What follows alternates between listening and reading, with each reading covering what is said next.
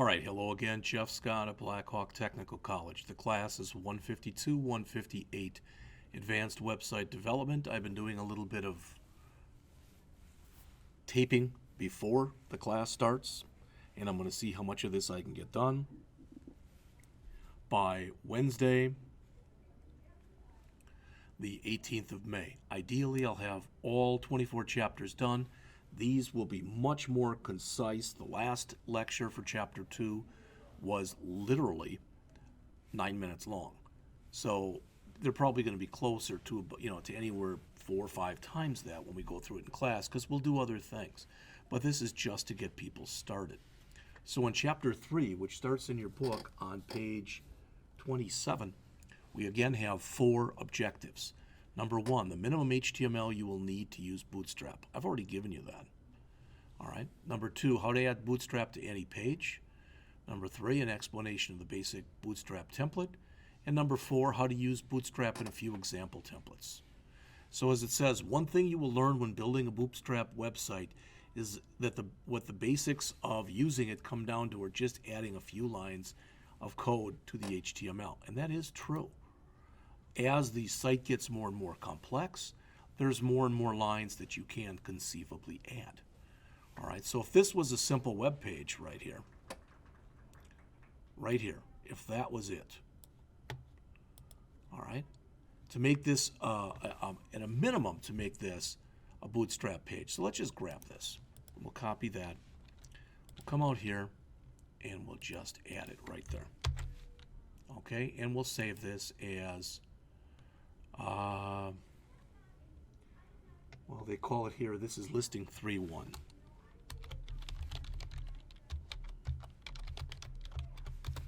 Okay, now you know as well as I do, there's nothing in the body, so I'll have the untitled document will appear when we run this up here, but there won't be anything at all in it.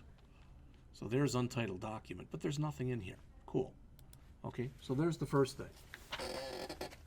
To actually make this a Bootstrap website, then we want to come in and we want to add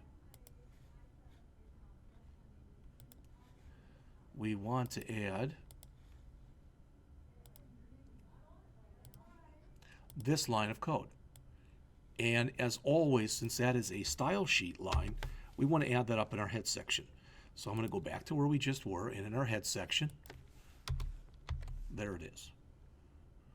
All right.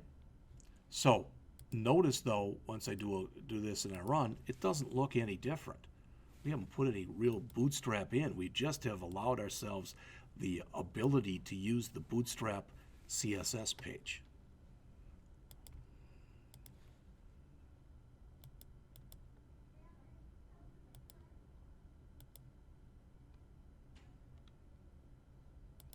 All right. It says make sure the href points to your copy. Okay, so we could have either used the CDN or our copy, as I did. Bootstrap offers more than just CSS. To add all the Bootstrap plugins, you need to add both jQuery and the Bootstrap JavaScript thing. Okay, so I'm going to put both those in here. Again, you'll notice that we're going to add this stuff in our body section at the very bottom of the body. So right before the end of the body, we'll add that. There's our script tag. Put it all on the same line, that's fine. And there's our other script tag. Now, a couple things quickly about this I want to mention because they are important. All right? The first thing, when you're doing this, make sure you put the jQuery. Make sure you put your reference to jQuery before your reference to the Bootstrap min.js file. All right? Otherwise, you won't, because this overwrites a lot of stuff that's in here, and otherwise it won't have the opportunity to do that. But you'll notice if I save it still when I run this, there's nothing there because I haven't stuck anything into the guts of the body, so to speak, as of yet. So there's nothing in there.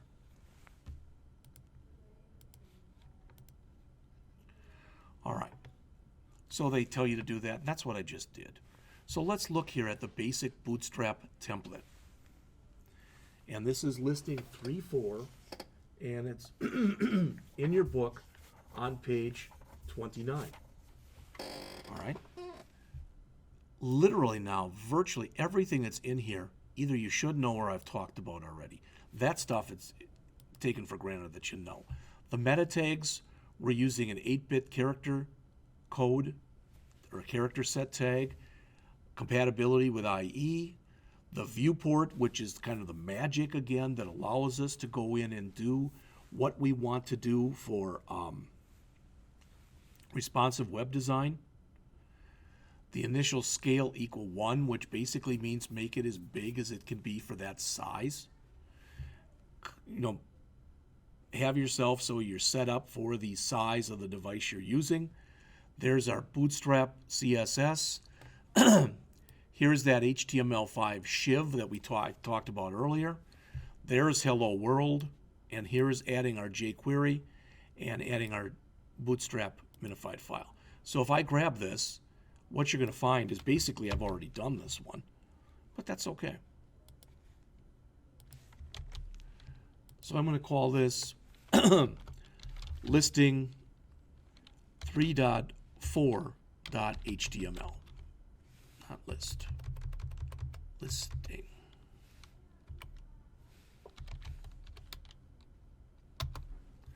And when I run it, again, all it has in it is the hello world. Okay? So it might not look like much, but we're starting to make our page so that we're going to be able to use Bootstrap with it. Okay? So the next thing they do in the book is they go in, they actually do explain all the stuff that's in here. Again, I don't feel the need to go over doc type or the language, really anything that's in that head tag, except I guess the new stuff that's in here. I should mention this. They do mention that when you use the char set, when you set it, or char set, when you set it to UTF-8, you do less of a job for opening your site to what's called cross-site scripting attacks. All right? In other words, it's set up so that it's harder for it to be hacked. Okay? Again, the tag right here, as it says, tells IE to display the page in as high a version number as possible, and if it's not IE, ignore it. As it says, the line is recommended but not required. The viewport line right here, as it says, it helps mobile browsers display pages more effectively. It says to set the width of the page to the device width and the initial zoom to 100%. All right, to make it as easy to read as possible from the get-go. Title, we already know what that is. The link, this is adding the Bootstrap CSS file. Again, the HTML shiv, which, as they mentioned, is in a conditional comment. The body, again, all it has in it is hello world. Then we add jQuery using the CDN. And then we add our saved copy of bootstrap min.js. So right now, that's all we have. Not very much, not very grand, not very glorious. All right? But if we look on page 32 here in the book, the author says, you may be thinking that the basic template is pretty boring, but there's more to Bootstrap than just the hello. If you use the starter one, and I can show it to you here, I've already done it for you. Remember, I've already got that. I think this is it here, starter template. That's it there.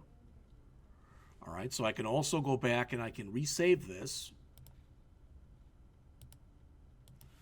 because that is listing 3.5 that's on pages 33 and 34 in your book.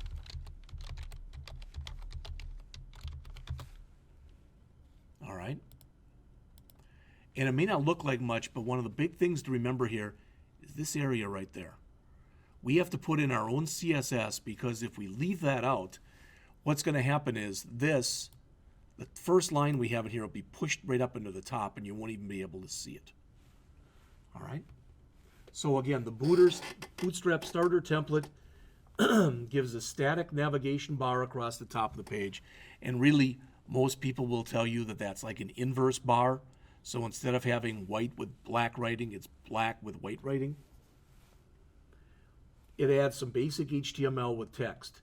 So you can use it to pretty quickly start to create a fairly nice looking page. So the difference between this code and the previous code, all right, is that we moved the extra styles into a style tag.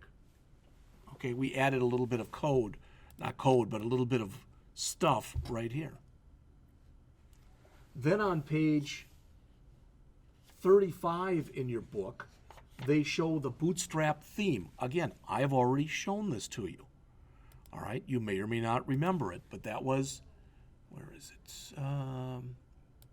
I called mine theme, and it looked like this. This is the same one that's shown in your book on page 35. They don't show the code for it, so you have the code for it. All right? And then finally, the chapter ends by showing you a couple different Jumbotron examples. They don't give you the code in here, and I'm not either, but I am going to show them to you. So I'm going to go over here, and where we have our examples, I'm going to look, and somewhere in here is going to be Jumbotron. So there's a Jumbotron, and there's a narrow Jumbotron. So what's the difference? Notice with a full Jumbotron, it takes the entire width. The Jumbotron itself takes the entire width of the screen. We do have a little bit of margin over here. But on the other hand, when we look at the narrow Jumbotron, notice it does not take up the entire width of the screen. So we're going to look at both of those. A Jumbotron is just a template. You see it on a lot of different websites. So again, you can build a basic one or you can build a narrow one. What I just showed you right there is the same exact thing that you see in your book, oops, which I just closed. Doggone it. It's the same thing that we see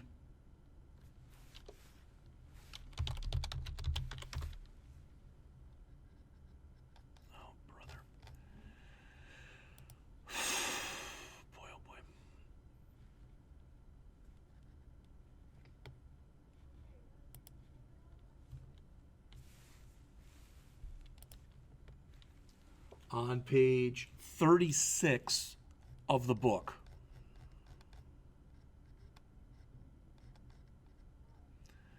So there's the regular Jumbotron and there's the narrow Jumbotron. So to summarize, as they say right here, we looked at the basic Bootstrap HTML5 template. We learned how to add Bootstrap to an HTML document, how to create a Bootstrap page from scratch with very little in it. All right, we also learned about some of the sample templates that are available to you. So for the Q&A on page 37, I'm worried if I use Bootstrap, my pages will look like every other site. How do I prevent this? Well, for much of the book, they will look pretty much the same. But in hour 21, and you can always read ahead if you want, they talk about how to customize. All right. Second, is Bootstrap responsive? You've already seen this, but let's look at it again. All right. So notice as I take this and I make it bigger or I make it smaller, notice what happens. See how nice it still looks? So in other words, with a responsive website, without having to use media queries, all right, we're able to go in and do a lot of customization on our own. All right, and finally on here, what is the benefit of using a theme? That's where you'll get a more visually enhanced experience. All right, it'll look a lot nicer. As far as the quiz goes, number one, what's the least amount of code that you need? Just the Bootstrap CSS file. Then it's considered to be a Bootstrap file. Number two, Bootstrap 5 is not HTML5, or Bootstrap is not HTML5. That's false. It is. You needed to put the doc type on the top. Number three, Bootstrap plugins require jQuery. That is true. Number four, you must use a Bootstrap template to be compliant with Bootstrap. That's false. We haven't used a template yet. Number 5, why is the char set so important? Without it, your characters may not display correctly, and again, they might be a little bit more prone to hacker exploits. So it's C. That isn't true. It's C. All right. Number 6, the XUA is what makes the Bootstrap framework work in IE. No, that's false. All right, but it's required typically to get Bootstrap to work in earlier versions. The meta tag is what makes Bootstrap responsive. Number 7, again, that's false. Number 8, what does this conditional comment do? All right, it activates code in IE8 and lower, B. What is the best location for the Bootstrap JavaScript file? All right, right near the bottom of the body, but after the jQuery script, so it's D.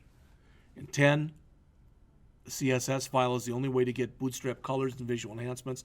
False, you can add your own, and we will. All right, so that's it for Chapter 3.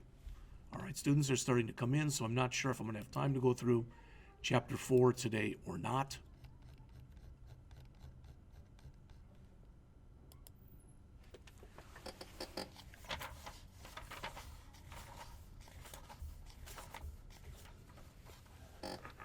Morning.